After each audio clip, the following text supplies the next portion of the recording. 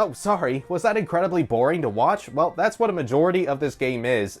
This video could either end up going really well or really badly. Today, we're looking at Shenmue for the Sega Dreamcast, a bit of a cult classic back in 1999, with some rather impressive mechanics for its time, such as life simulation and a day and night system, amongst a few others, making it the most expensive game ever developed around that era. At least $47 million was put into Shenmue, and there's plenty to appreciate in it, but nowadays, this game can be easily laughed at. Suddenly, everything it brought to the table doesn't seem that special anymore, and the gameplay is, well, quite dull, if not minimal. Aw man, I've been wanting to talk about this game for a while. Despite how ambitious the Shenmue series was and how critically praised they were at the time, none of the games were massive financial successes due to the PlayStation 2 kicking the Dreamcast's noisy butt, though a small fanbase would follow suit. Well, at least a big enough fanbase to have the 2018 HD treatment along with the sequel for Steam, Xbox, and PS4. I'm using the PS4 version for this review. The first Shenmue was written, directed, and produced by the same man, Yu Suzuki, who's got quite the impressive resume. He directed and designed the Virtua Fighter series and a few Sega arcade classics like Afterburner, Space Harrier, and Outrun. All great games. As a matter of fact, in 1996, Shenmue was going to be an RPG Virtua Fighter spin-off titled Virtua Fighter Akira Story, focusing on the series' poster boy Akira. Before this, though, was a prototype game for the Sega Saturn, also made by Suzuki, known as The Old Man and the Peach Tree, about a young lad named Taro who's looking for a martial arts grandmaster in 1950s Luoyang, China. It was only created to test out the camera, combat mechanics, and conversations with NPCs, but it helped serve as the base for Shenmue. Shenmue's and Virtua Fighter's developer, Sega AM2, wanted to give a more cinematic feel to Akira's story, to which Suzuki traveled all the way to China to research locations. However, in 1997, development had moved to the upcoming Dreamcast, and to ensure that this would be what you think of whenever you hear Dreamcast, the game was no longer going to be a Virtua Fighter spin-off and became Shenmue, with Sega branding it as a completely new genre of gaming called Full Reactive Eyes Entertainment, or FREE for short.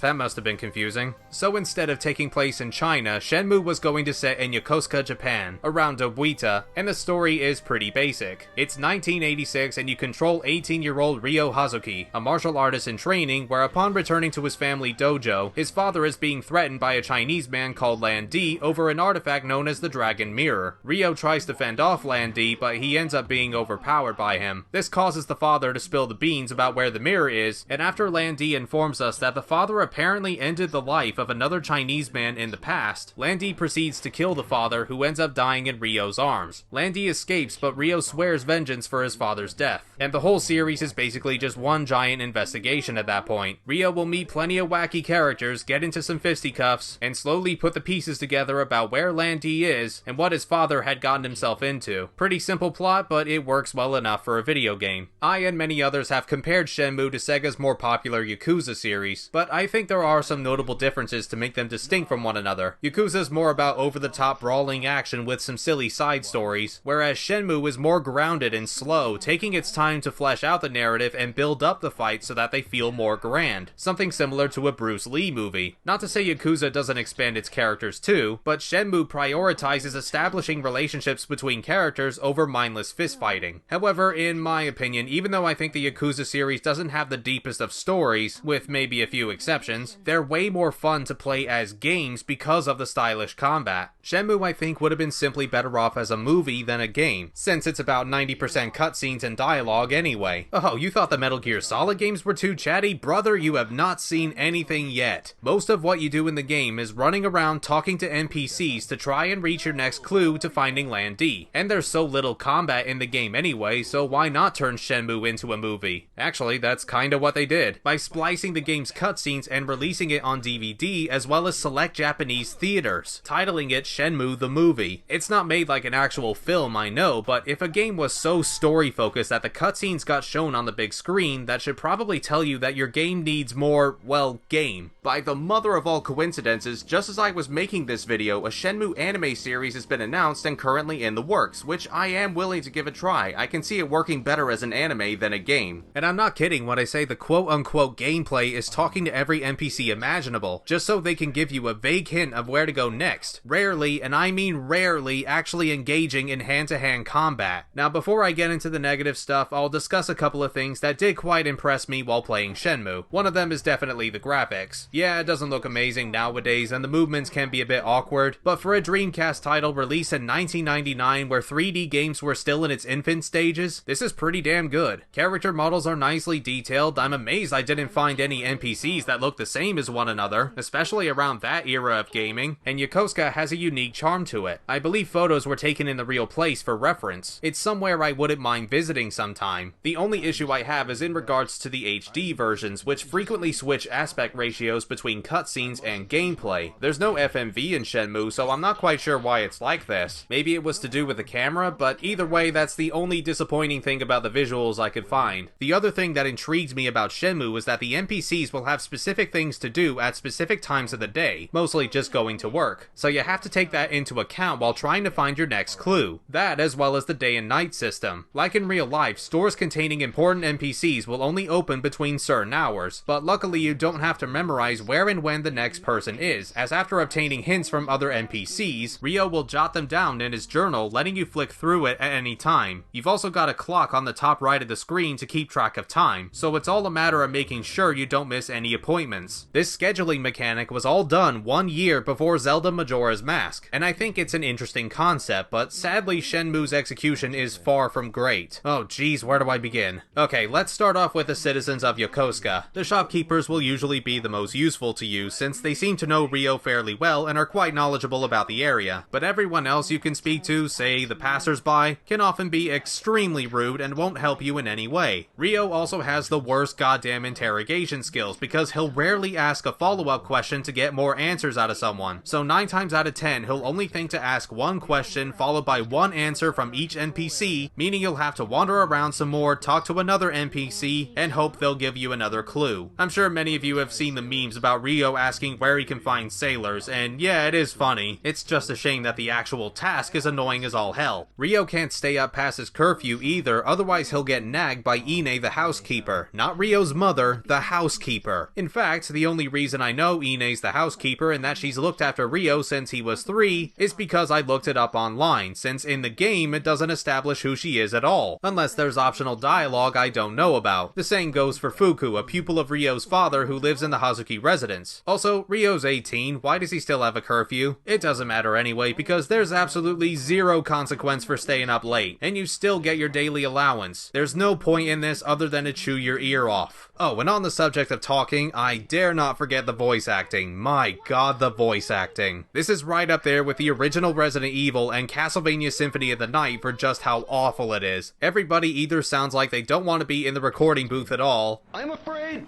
it's dangerous. Stay back. put on a ridiculous voice to make them seem tough or quirky. This the guy who's been sniffing around us like a dog? The actors that are having more fun have some utterly cringeworthy performances, but Lord knows they're trying. Seem a bit blue, my man? Got a problem? Then I'm your man. Yeah, right. And a few characters do these weird pauses between their lines like they're reading from an auto cue. I'm not worried about Tom's hot dogs or that hamburger place over there much, but Bob's Pizzeria. You want to see how Shenmue portrays Jamaicans too? Oh, this ought to go well. But that man, he gave me this glare. I ain't never seen such a cold stare, man.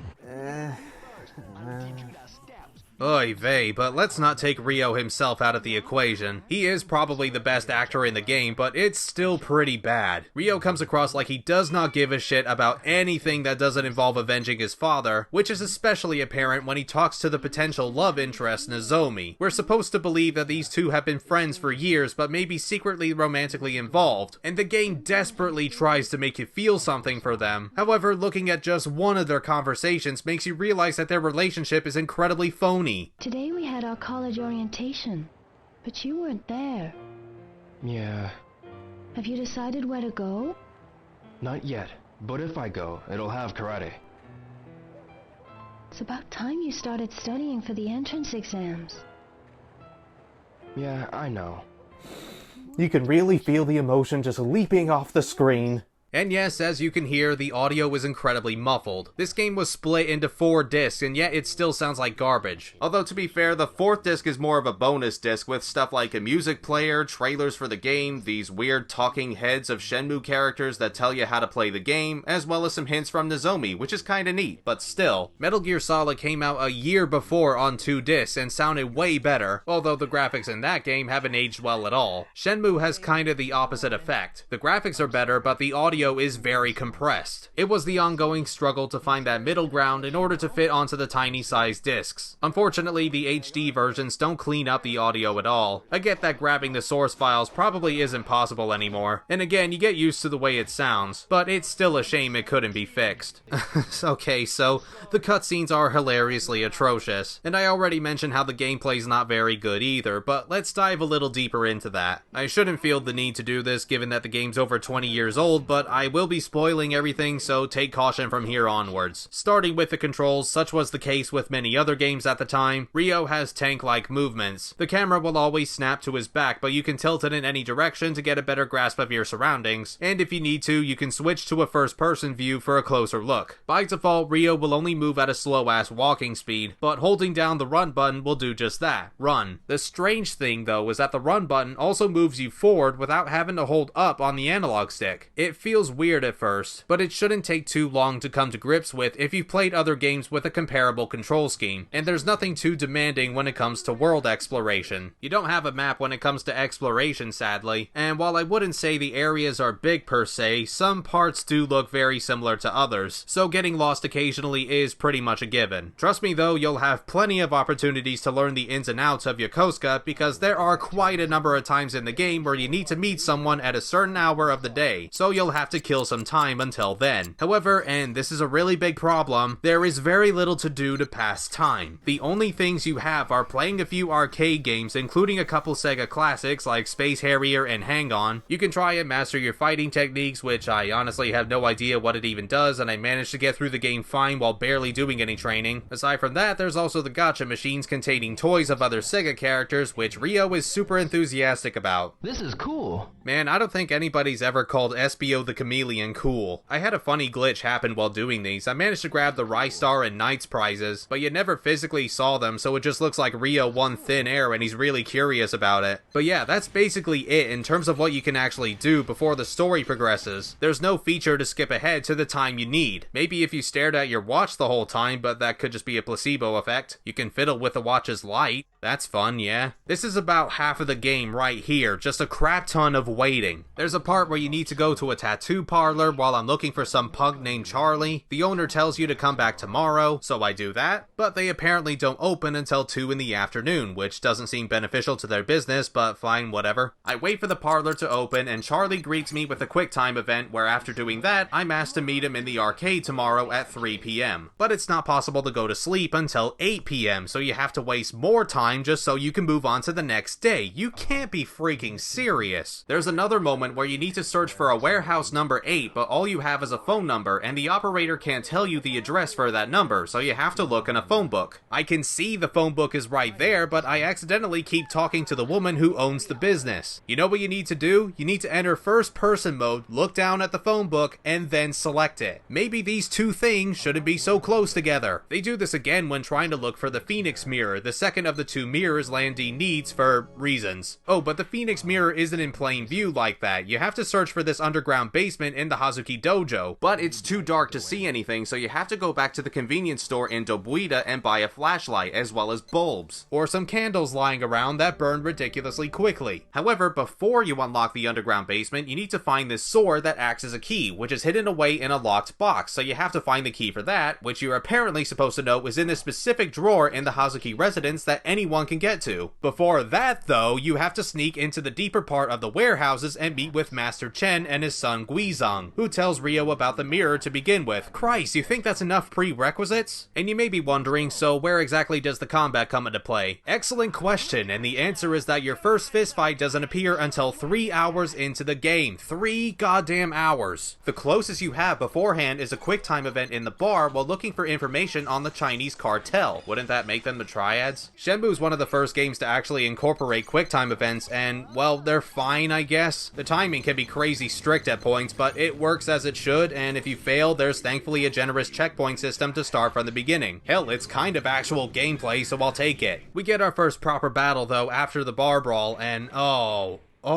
this is clunky. It's so difficult to describe how this plays. Try imagining playing Virtua Fighter, but instead of doing a 1v1 match, you're dealing with a whole group of people surrounding you. Ryo has a punch button that performs quick light attacks, as well as a kick button to act as slightly slower heavy attacks, and can grab and throw thugs alongside that. But I found that the kicks were my main method of winning. I did some punches now and then to keep the enemy off of me, but it was usually kicks that delivered the final blow, and you can't see how much health the opponent has either. While altogether, Ryo has a vast moveset you can memorize, and can learn a few more techniques as the story progresses. Sticking with the basic moves was enough to get me through the game. I wasn't willing to learn all sorts of fancy combos when there are no more than 16 fights in the entire journey, including optional ones. Yeah, that's all, and they're over before you know it. The combat takes so little priority that there's almost no point in even having them. There's way more walking around and talking to people than there is actual combat. That is absurd. Well, let's get back to it anyway. Master Chen at some point tells Ryo that Lanti has fled to Hong Kong, but Ryo doesn't have a lot of money to go there, so he borrows some from Fuku. Ryo then pays for a boat ticket at a shady travel agency, who tell him to come back and collect it later, only to be ambushed by Lanti's cronies known as the Chi-Yu Men. After dealing with them, Ryo's asked to wait for a call tomorrow, to then be asked to come to that damn arcade again at noon, so there's more waiting to be done, but then Gollum appears with Ryo's ticket and swallows it. You lose a battle with him, but find out afterwards that the Chi-Yu Men are in cahoots with a gang called the Mad Angels, who frequently terrorize the harbor warehouses, so Ryo needs to get a job there for more information. Accessing the harbor requires waiting for a bus, where this lady decides to cut in front of me, bitch. But after getting there, you talk to this guy Goro, who of course wants you to come again tomorrow to get you a job. So I wait the next day, I go to the place Goro told me to meet him, just so he can tell me to go to the trading offices by 2 p.m. Why couldn't he have just called me about that? Ugh, anyway, you go to the trading offices and you're offered a role as a forklift driver moving crates. Well, okay, we finally got the job, so let's gather that info and tussle with some Mad Angels.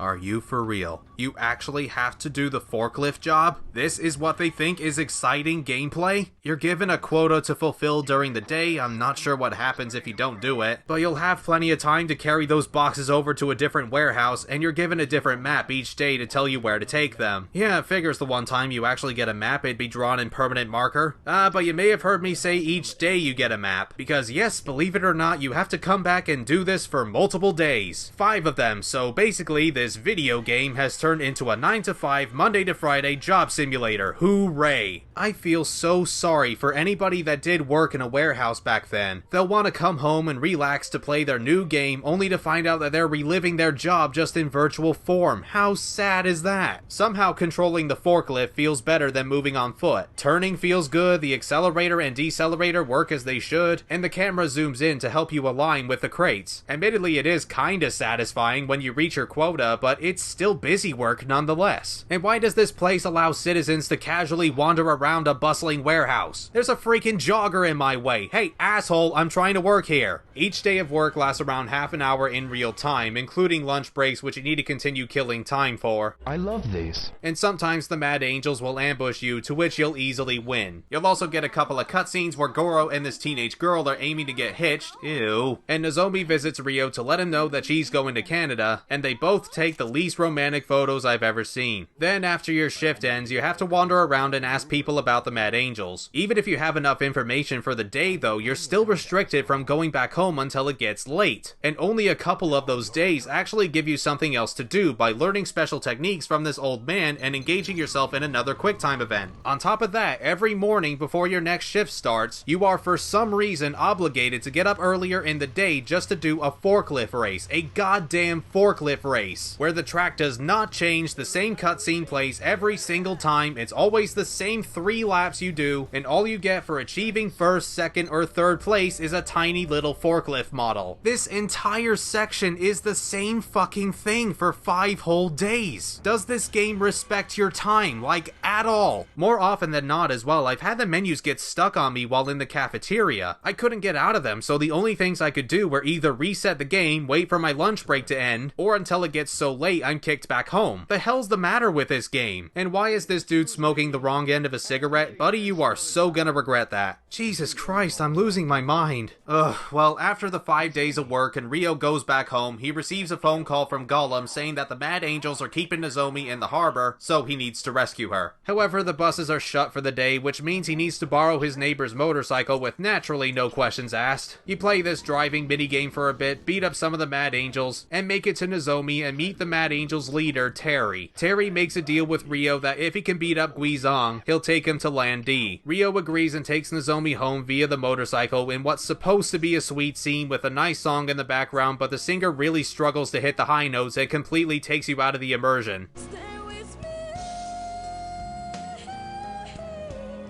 It's the next day and Ryo says goodbye to Ton the Jamaican, oh yeah, he was a thing, who's moving to America. He also gets fired from the Forklift Job for being targeted by the Mad Angels. And later that night we meet up with Guizong. Obviously though, the deal with Terry was a trap, so Ryo and Guizong have to conquer a 70-man battle, and let me tell you, the developers were clearly very proud of this part, because after finishing the game you can replay it anytime you want from the main menu. By the way, screw this one henchman with a pole, he freaking cheats and is the reason I've lost a few times in this segment. Eventually you reach Terry anyway and beat him in a cutscene. We get one of the only cool shots in the game, and Guizong helps Ryo arrange for a boat to Hong Kong where he'll accompany him. Then why did we need to do the forklift section? The following morning arrives as Ryo leaves the dojo, and Fuku arrives to give some spending money from both him and Ine-san. Ryo meets up with Guizong and Master Chen at the boat, and after teaching Ryo another new move, Gollum unleashes a surprise attack. I finish him off rather swiftly thanks to a sweeping leg maneuver I just discovered, and Guizong seems to have gotten injured during that commotion, even though all that really happened was he tripped and kicked a falling girder away from him, so I think he's just faking. Anyway, because Guizong twisted his ankle, he's going to meet up with Ryo later and tells him to get on the boat. Master Chen also informs Ryo to look for a martial artist in Hong Kong named Tao Li Shao, and then the boat takes off, showing the lady on the cover who is not in the game whatsoever apart from now and a couple of prior dream sequences. And thus, the saga begins. Ah, clear audio, take it away! Well, that, folks, is the end of the game. They leave it on a damn cliffhanger. And I've already said this in past reviews, but it's a pet peeve of mine when developers think their game is going to be such a big hit that they leave the loose ends loose. If this game flopped in any way, then everyone involved would have come off as completely full of themselves. It's not like, oh, it's just a few minor details that have been left out. Ryo still hasn't avenged his father. We still don't know why he was targeted by Land D to begin with. Hell, the only other time we see Land D is him sailing to Hong Kong. There's still the mystery of the mirrors, and did we really need to throw in QuickTime events right after the final boss was beaten? Ay ay ay, ladies and gentlemen, this was certainly something. I have not played a game that was so against you wanting some actual gameplay. Apparently Yu Suzuki has admitted to never enjoying playing video games and never tried one before working with Sega, and by God does it show. This man absolutely does not care about what other game developers do and only focuses on what he wants in a video game, which to some degree I can respect, but he's clearly an auteur first, game designer second. Even Hideo Kojima, for as cutscene heavy as his games are, makes sure that the game part is actually fun, as well as engaging enough to watch as a movie, with a rare exception. I will say this about Shenmue, for as agonizingly boring as the gameplay was, it's one of the most unintentionally funny games I've ever played. Shenmue makes for excellent riffing material, whether it's the terrible voice acting, the shockingly bad game design, or something totally unexpected. I had a blast poking fun at it with my brother, and I would highly recommend giving it a look if you want a big laugh. Watch the movie or play the game for yourself, and don't miss out on the massive hilarity that is Shenmue for the Dreamcast. You bet your ass I went into the sequel immediately afterwards because I wanted to see just how much better or worse it got, but I'll save that for another day. Let the hate towards me from Shenmue fans die out a little. I want to make it clear though, I am not judging anyone who likes this game. I know I've completely ripped it apart, but even I can find something to appreciate in it. However, I would much rather stick with the Yakuza series if I want more game in my game that's also way over the top. If you're still with me from this point, then hopefully I'll see you next time for another cult classic that I actually really enjoy, and that's Beyond Good and Evil. Thanks everyone for watching, stay safe, stay healthy, and take care of yourselves. I forgot my line. I am not judging anyone who likes this game, but anyone who actually liked this game. Damn it, I forgot again. Jeez. I would much rather stick with the Yu Suzuki. No, that's my favorite series. That last bit took, like, maybe 50 takes to do. Good lord.